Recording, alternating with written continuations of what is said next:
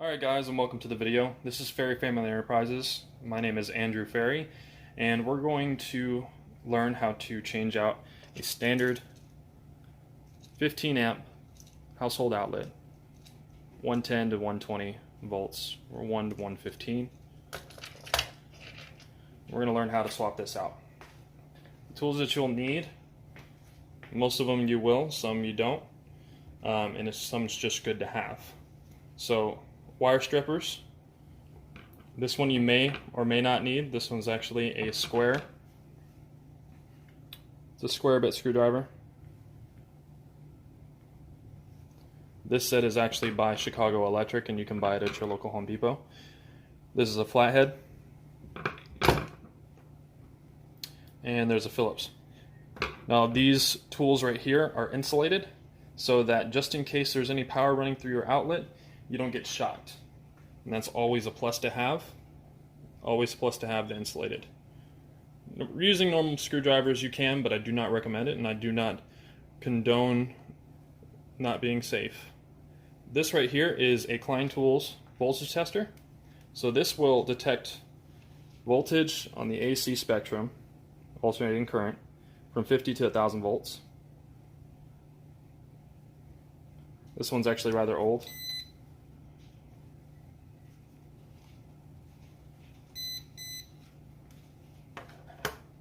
And then a digital multimeter.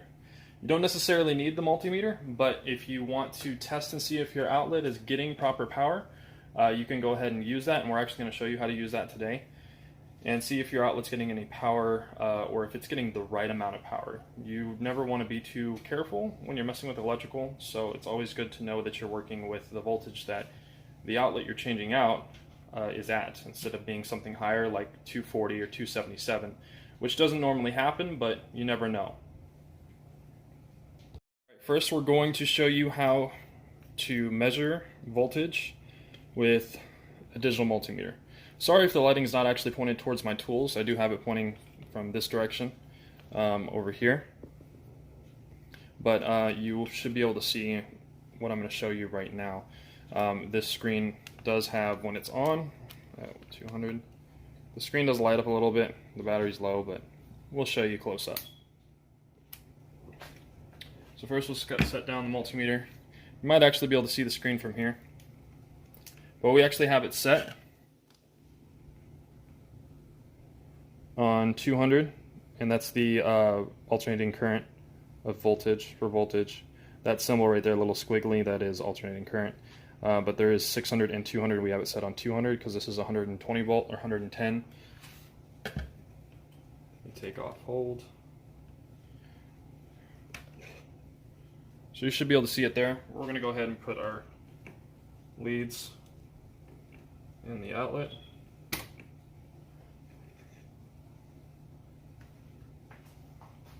And as you can see there, we're getting a 121.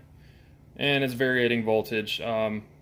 They'll do that sometimes, but this outlet is fairly old. It doesn't actually hold the plugs that you put in as well as it should, so that's why we're actually swapping it out. They're probably about 84, 85 model outlets, maybe the 1980s, but this is brand new. You can get them at Home Depot.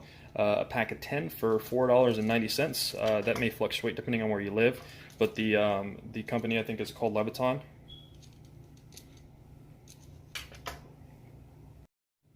So we put our multimeter to the side, and we're actually going to use our Klein Tools voltage tester, and this should be able to actually detect power running through that outlet. When it's on, it's green, and it'll beep repeatedly and turn red. Well, turn red first and beep repeatedly when it's detecting power. It's a neat little tool. I recommend getting one if you're going to be doing any electrical work. They do have ones that actually test DC and AC power and will detect either one. They have ones with flashlights built in. I think this is one of the cheaper ones. It's about 15 bucks. As you can see, that outlet does have power. So I'm going to go ahead and flip the breaker for it, and you should see it stop beeping and turn off.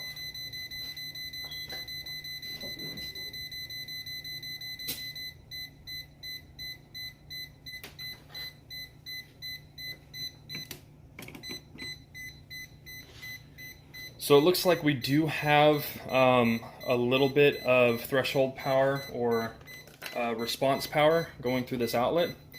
When it does beep slower like that, that means that there's still electricity running through it, but it's not at full voltage or full current. So we're going to go ahead and take that out. There might be another breaker tied to this, but we're going to go ahead and use our insulated tools to take this outlet out. So of course you're first going to take flathead, remove the cover. We're not going to be replacing covers today, although I wish I would have bought some. Some of these are cracked. This one's actually not too bad. It's just around the screw. Let's see if we got power in there. And it's just inside here. Maybe not on the wires. Actually a little bit, but we're gonna go ahead and take this out. You want to be very careful, even if you think the power is off. The breakers might be mislabeled in this house. I just moved here, so.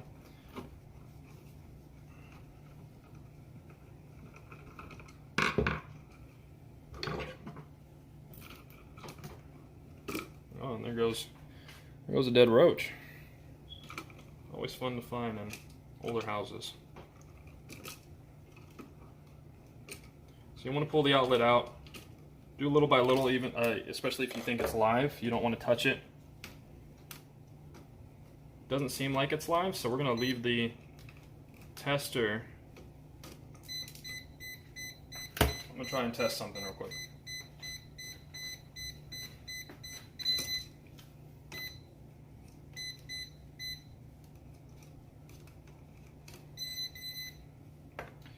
We're going to take our digital multimeter real quick, and we're going to go ahead and see if this outlet has any power.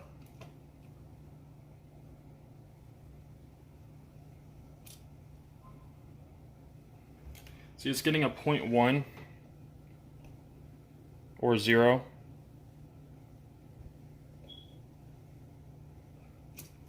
That just means it's still getting some voltage from somewhere. We're still going to be extra careful with this. We'll go ahead and get our little buddy out of the way.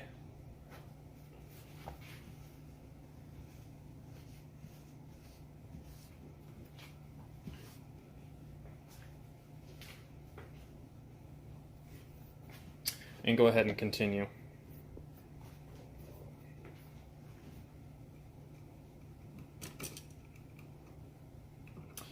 Now these are actually neutral.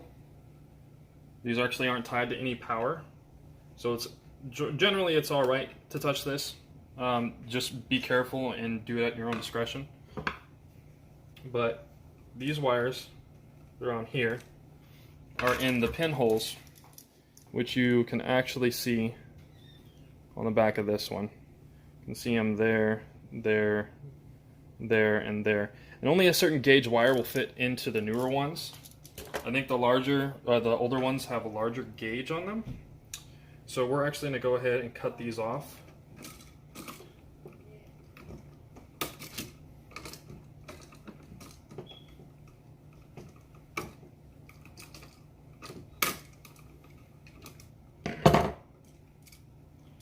There's a neutral on this other side. Let me get these wires out of the way. Like I said, you really want to be careful. Your black wire is your hot wire. That's where your power comes from. The white wires are your ground. And then there is a bare wire, which goes on the green screw on the outlet itself. That green wire is a secondary neutral. It goes to the neutral bus in your breaker panel. There's a ground bus, a neutral bus. Sometimes the ground and the neutral bus are the same thing. That's generally for some newer panels are like that. Some older ones are like that too. But so here's our old one. It's got a lot of paint on it. Very old. We're going to go ahead and strip these wires.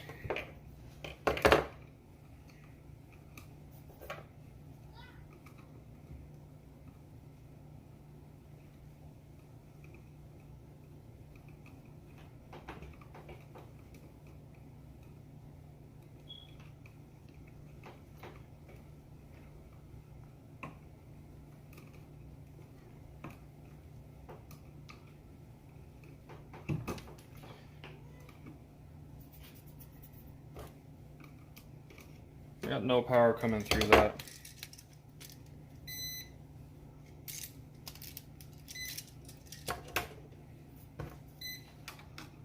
For some reason it was getting power just from the connection from the hots to the grounds. But you want to strip these off. See how far I stripped that down? You want to strip them about an inch. And the reason why is because if you can't get them into those pinholes on the back, you're going to be tying them around these screws. And you'll have to actually loop the wires first, put them around the screws, and pinch them in between the slots that are around the bottom of the screws. So we're going to go ahead.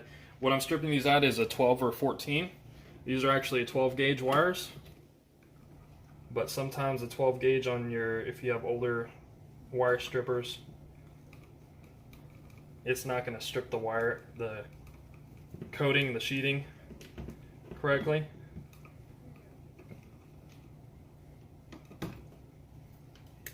So like I said, you want to strip them about that long, that far out.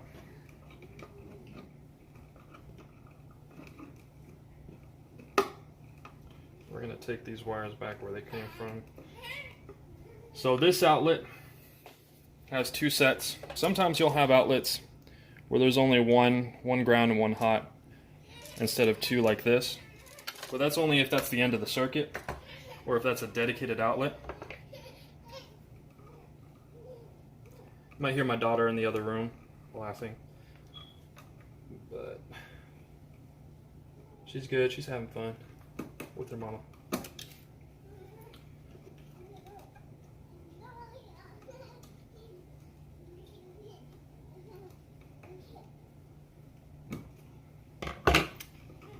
So now that we got these all stripped, I'm going to show you how to actually zoom in for you. Now that we got them all stripped, we're going to go ahead and loop these. So on your wire strippers, there should be this little hole right here. If I can get in the right light, you can see it says loop. Usually you want to take your wire, put it at the beginning, and turn it. And then you create a nice solid loop. Do the same for the other wires.